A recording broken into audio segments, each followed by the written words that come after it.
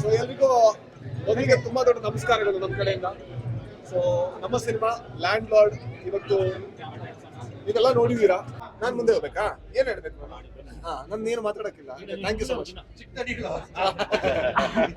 Thank you. ಈ response ಏನ್ ಸಿಗ್ತಾ ಇದೆ ಇದೆಲ್ಲದಕ್ಕೂ ಕೂಡ ಥ್ಯಾಂಕ್ ಯು.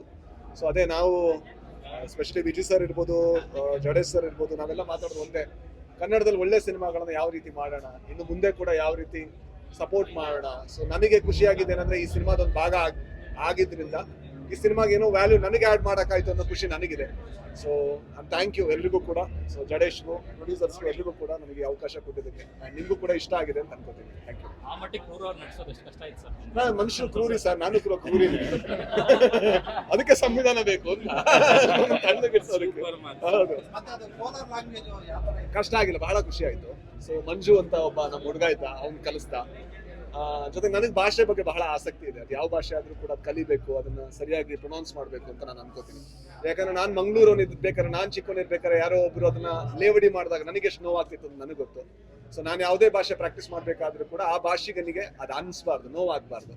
ಸೊ ಅದು ಒಂದು ಕರ್ತವ್ಯ ನಮಗಿರುತ್ತೆ. ಸೊ ಬಟ್ ಆರ್ಟಿಸ್ಟ್ಗಳು ಇದ್ರು, ಎಲ್ಲರೂ ಸಪೋರ್ಟ್ ಮಾಡಿದ್ರು, ಹಾಗಾಗಿ ಮಾಡಕ್ಕಾಯ್ತು, ಈಸಿ ಆಯ್ತು. ಸರ್, ನಿಮ್ಮ ರಾ ಆಕ್ಟಿಂಗ್ ಅನ್ನ ವಿರಳವಾಗಿ ರುಚಿಗೊಂಡು ಸಿನಿಮಾದಲ್ಲಿ ನೋಡಿದ್ವಿ. ಹೌದು. ಅದಂದ್ರೆ ಈ ತರದಲ್ಲಿ ಒಂದು ವೈಲೆನ್ಸ್ ವಿಲನಿಸಮ್ ಇದು ಹೇಗೆ ಪ್ಲಾನ್ ಮಾಡ್ಕೊಂಡ್ರೆ ಸರ್? ಲುಕ್ ವೈಸ್ ಅಲ್ಲಿ ಚೇಂಜ್ ಮಾಡಿದ್ರೆ ಹೌದೌದೌದು, ಲುಕ್ ವೈಸ್ ಎಲ್ಲ ಅವ್ರು ಪ್ಲಾನ್ ಮಾಡಿದ್ರು. ಆಮೇಲೆ ಈ ಎಲಡಿಕೆ, ಸಿಗರೇಟ್, ಅದೆಲ್ಲ ನಾನು ಸ್ವಲ್ಪ ಆಡ್ ಮಾಡ್ಕೊಂಡು ಹೋದೆ. ಸೊ ಆಮೇಲೆ ಅವ್ರ ಹತ್ರ ಕೇಳ್ತಾ ಇದ್ದೆ, ನಾನು ಈ ತರ ಮಾಡ್ತೀನಿ, ಮ್ಯಾನರಿಸಮ್ ಈ ತರ ಮಾಡ್ತೀನಿ. ಅವ್ರು ಕೆಲವು ಸಲ ಏನಾದ್ರು ಸೀನ್ ಇಂಟೆನ್ಷನ್ ಹೇಳ್ತಾ ಇದ್ರು. ಮಿರರ್ ಮುಂದೆ ಒಂದು ಸೀನ್ ಇದೆ, ಆ ಸೀನ್ ಅವರು ತುಂಬಾ ಆಕ್ವರ್ಡ್ ಆಗಿ ಹೇಳಿದ್ರು, ಅದ್ ಮಾಡ್ಬೋದಾ ಸರ್, ಅದು ಸ್ವಲ್ಪ ಹಂಗೆ ಸರ್, ಅದು ಹಿಂಗೆ ಮಾಡು ಮಾಡಿದೆ. ಏನೋ ಆಕ್ವರ್ಡ್ ಆಯ್ತಾ? ನೀವೆಲ್ಲ ಪರ್ಸನಲ್ ಆಗಿ ಹೆಂಗೆ ಎಂಜಾಯ್ ಮಾಡಿದ್ರಿ ಸಿನಿಮಾ?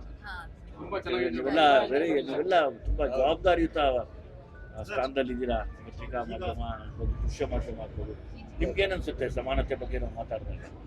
ಬೇಕಿತ್ತು ಸರ್ ಈ ಸಿನಿಮಾ. Thank you. ಈ ಮೂಮೆಂಟ್ ಅಲ್ಲಿ ಬೇಕಿತ್ತು ಸರ್. ಇನ್ನೊಂದಂದ್ರೆ ಆ ಕಡೆ ಕತೆ ವಿಚಾರದಲ್ಲಿ ವಿಜಯ್ ಸರ್ ತುಂಬಾ ಸೂಕ್ಷ್ಮವಾಗಿ ಯೋಚನೆ ಮಾಡ್ತಾರೆ. ಈ ಕಡೆ ನೀವು ರಾಜೀವ್ ಶೆಟ್ಟಿ ಕೂಡ ತುಂಬಾ ಸೂಕ್ಷ್ಮವಾಗಿ ಯೋಚನೆ ಮಾಡ್ತಾರೆ ಸಿನಿಮಾಗಳ ಕತೆ ವಿಚಾರ. ಅದ್ರ ಜೊತೆಗೆ ಈ ಜಡೇಶ್ ಸೇರ್ಕೊಂಡಿಲ್ಲ ಸರ್ ಇಬ್ಬರ ಜೊತೆಗೆ, ಅವ್ರ ಕತೆ ಹೇಳುವಂಥದ್ದು ಅಥವಾ ಕತೆ ಚೆನ್ನಾಗಿದೆ ಸರ್, ಇಲ್ಲಾಂದ್ರೆ ಮಾಡ್ತಿರ್ಲಿಲ್ಲ. ಅವ್ರು ಚೆನ್ನಾಗಿ ಮಾಡ್ತಾರೆ ಅನ್ನೋ ನಂಬಿಕೆಯಿಂದಾಗೆ ಮಾಡಿದ್ದು. ಸರ್ ಪ್ರತಿ ಸಿನಿಮಾ ಕೂಡ ಕನ್ನಡದಲ್ಲಿ ಒಂದು ಅವಕಾಶ ಸರ್ ನಮಗೆ. ಅಂದ್ರೆ ಎಲ್ಲಾ ಸಿನಿಮಾಗಳು ಒಂದು ಸಿನಿಮಾಗಳಲ್ಲ, ಒಂದು ಅವಕಾಶ ಏನೋ ಒಂದು ಸಾಧಿಸೋದಕ್ಕೆ. ಯಾಕಂದ್ರೆ ನಮ್ಮ ಇಂಡಸ್ಟ್ರಿ ಆ ಪರಿಸ್ಥಿತಿಲಿ ಇದೆ ಅಂತ ನಾವು ಯಾವಾಗಲೂ ಹೇಳ್ತಾ ಇರ್ತೀವಿ. ಸೊ ಹಾಗಾಗಿ ಈ ಸಿನಿಮಾ ಮಾಡಬೇಕಾದ್ರೂ ಕೂಡ ನಮ್ಮ ಬೆಸ್ಟ್ ಕೊಟ್ಟರೆ ಒಂದು ಅವಕಾಶವನ್ನು ಚೆನ್ನಾಗಿ ಬಳಸ್ಕೊಂಡಾಗೆ. ಸೊ ನಾವೆಲ್ಲರೂ ಕೂಡ ಅದನ್ನ ಪ್ರಯತ್ನ ಪಟ್ವಿ ಅಂತ ನಾನು ಈ ಸಿನಿಮಾದ ರಾಜೀವ್ ಶೆಟ್ಟಿಗೆ ವಿಲನ್ ರೋಲ್ಗಳು ಆಫರ್ಸ್ ಮಾಡಲ್ಲ ಸರ್. ವಿಲನ್ ಅಲ್ಲ, ಹಾಗಂತ ಹೀರೋನು ಅಲ್ಲ, ಪಾತ್ರಗಳನ್ನು ಮಾಡ್ತೀನಿ. ಇದ್ರಲ್ಲಿ ಪಾತ್ರ ನಾನು ಅದು ಟೈಪ್ ಕಾಸ್ಟ್ ಮಾಡೋದು, ಅದೇ ಆಕ್ಚುಲಿ ನಮ್ಮ ಇಂಡಸ್ಟ್ರಿ ನನಗೆ ಅದೇ ಬೇಜಾರಾಗುತ್ತೆ. ಯಾರೋ ಒಬ್ರು ಗೋಪಾಲ್ ಕೃಷ್ಣ ದೇಶಪಾಂಡೆ ಅಂತ ಒಬ್ಬ ಬಹಳ ದೊಡ್ಡ ನಟ, ಅವರು ಗರುಡ ಗಮನ ಮಾಡಿದ್ಮೇಲೆ ಅವ್ರ ತಂದೆ ಪಾತ್ರ ತಪ್ಪಿ ಬೇರೆ ಬೇರೆ ಪಾತ್ರಗಳು ಸಿಗುತ್ತೆ. ಅದು ಗ್ರೇಟ್ ಆರ್ಟಿಸ್ಟ್ಗಳಿದ್ದಾರೆ, ನಾವು ಟೈಪ್ ಕಾಸ್ಟ್ ಮಾಡಬಾರ್ದು. ಮಾಡಿದ್ರು ನಾನು ಮಾಡಿಸ್ಕೊಡಲ್ಲ. ನೆಕ್ಸ್ಟ್ ಬರ್ತಾ ಇದೆಯಲ್ಲ 6ನೇ ತಾರೀಕು ರಕ್ಕಸ ಬರ್ತಾ ಇದೆ, ಅದು ಬಿಟ್ಟು ಆಮೇಲೆ ಹೇಳ್ತೀನಿ.